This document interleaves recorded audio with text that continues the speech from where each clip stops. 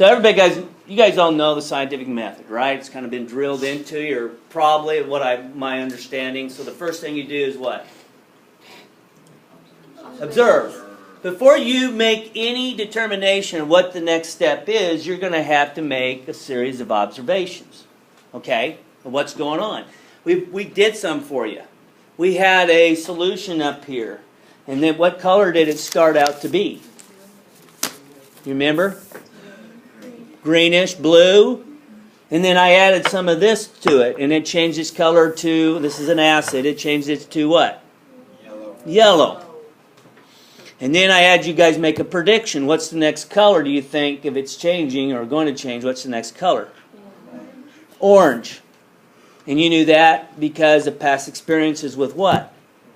The rainbow. Okay? Now you were making an educated guess.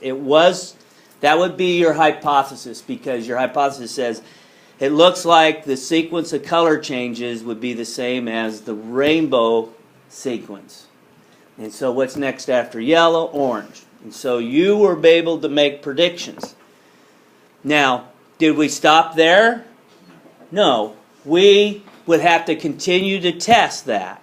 And so we add more, and the next color was red.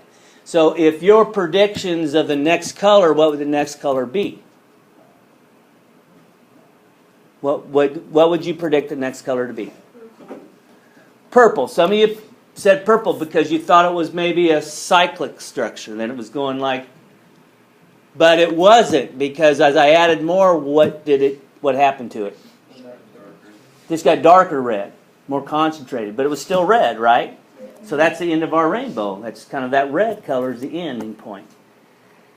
And then I added the base to it, and then you guys were able to predict the sequence coming from red all the way up, right? Yeah. Then we got the purple, and then it stopped. So you were able to make really good, some of you were able to make really good observations. And so we come up with two types of things I'd like you to write down in your notes, and it's the law and theory, because they're different. And so I'm going to give you time just to write these two statements down about law and theory, and then we'll talk about those after we talk about the hypothesis.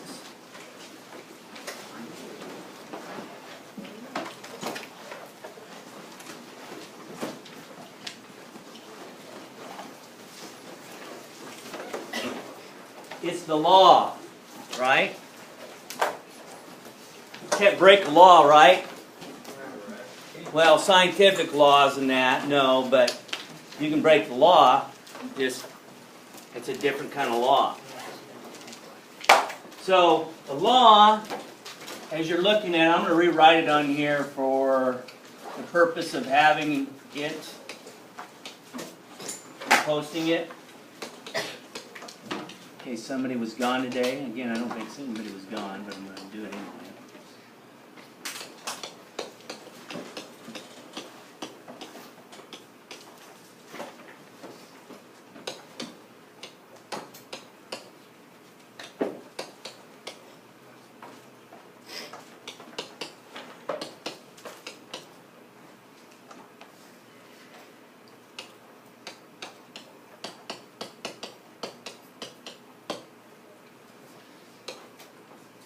So a law is just a summary of a lot of observations, and a lot of times this is math driven. This is data. A lot of times we have data that we look at.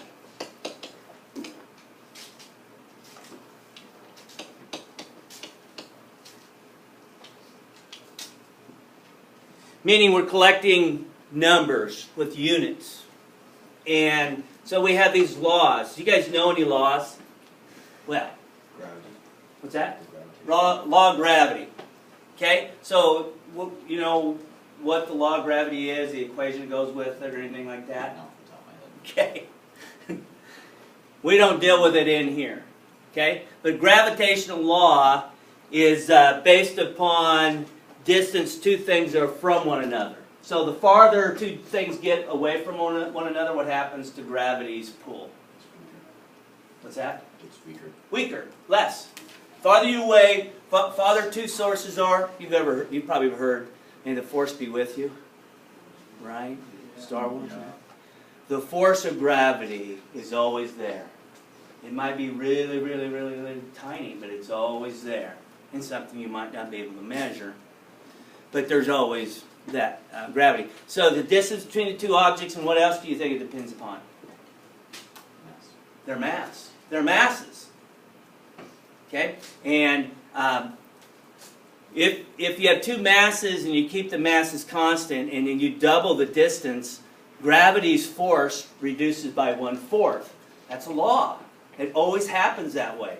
If you take two things, double the distance, and you check the force of attraction between the two, their force will be reduced by 1/4. Okay, it's called an inverse square relationship. Okay, you probably won't see that in here. So that's a good one. Any other laws? Because that's data driven. That's a summary of your observed behavior. Okay, it's a summary. You take data, you see it, you see graphs, you see how it works together. That would be laws. We're going to look at laws in here. Okay, quite a bit at times. Gas has a lot of laws we look at. We also looked at theory in here. Okay, there's the atomic theory we'll look at. How atoms behave. And so we come up with a theory. How do they react with one another? How do they make new substances? And so it's called the atomic theory, called Dalton's atomic theory. And it is an explanation. It's explaining based upon observations you make.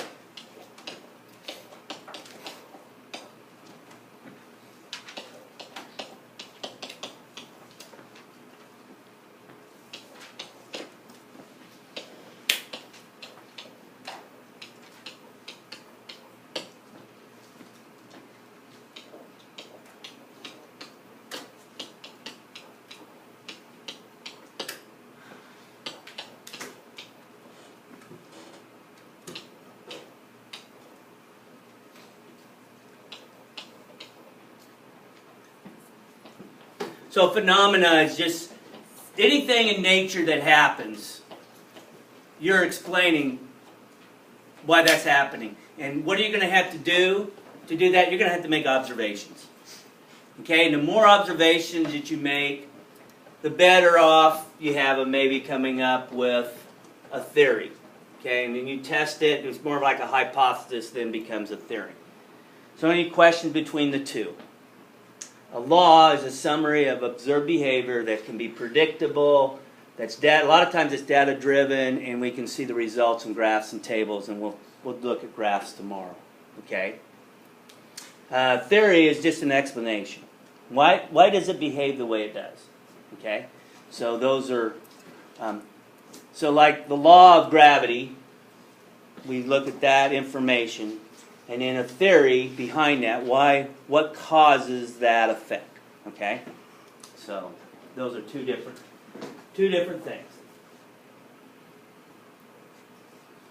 So you form a hypothesis, and a hypothesis is a possible explanation of the observation or a law, and then you state it in a way where you can test it. We're going to do quite a bit of that in here this year.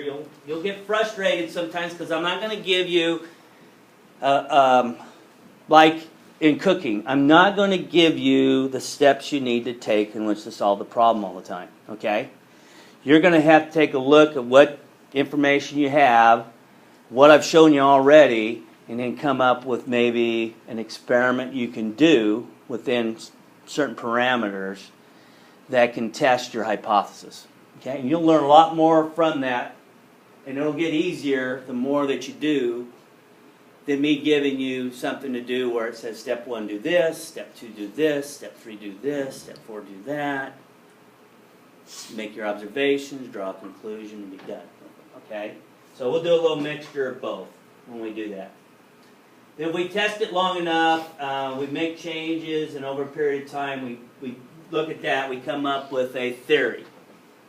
Now, one of the theories we're going to look at this year is called Dalton's atomic theory. And it had 5 parts. 2 of the parts aren't right anymore. Because what happened with further experimentation, further testing with results, that theory changes. And atoms and what makes them up are always changing. Always, there's always theories about, and some people believe in those, some have their own theories, and so on and so forth. So, any questions you have on those? So, you'll come up with some sort of conclusion. Okay? Now we're going to apply this here in a second. So, in your book, you have this relationship here, and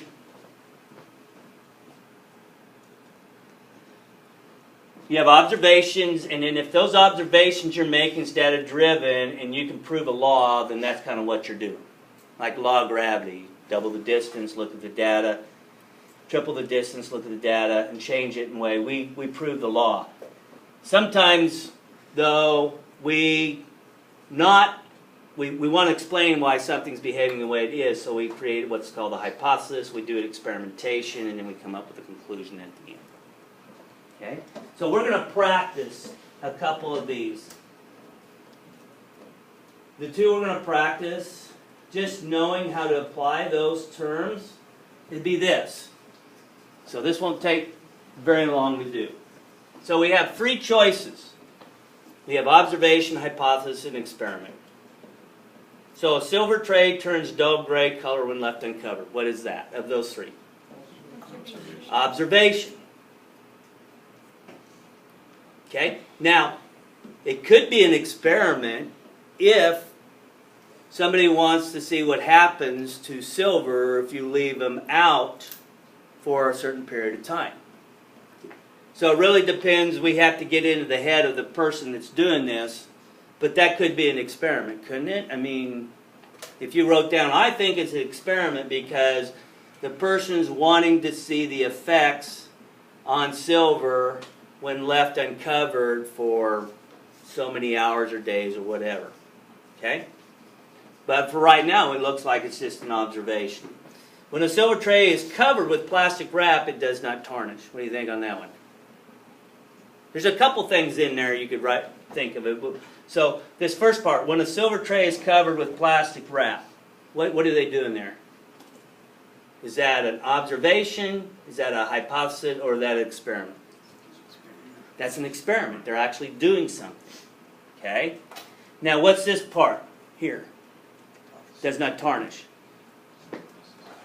That's just an observation, right? Of what's happening. Right? It didn't tarnish. So you can look at these, and sometimes I have trouble with just, they give answers, and you think, well, that can be the only answer it could be, but it depends upon how you're looking at it. And then oxygen reacts with silver when the tray is exposed to air. What do you think on that? Observation, hypothesis, or experiment? What's that? Hypothesis, right? Because they haven't tested it. They just say, this is what I think happened based upon these two ideas, A and B. I made these observations. I think that if I expose silver, so why do you think they're saying silver exposed to oxygen?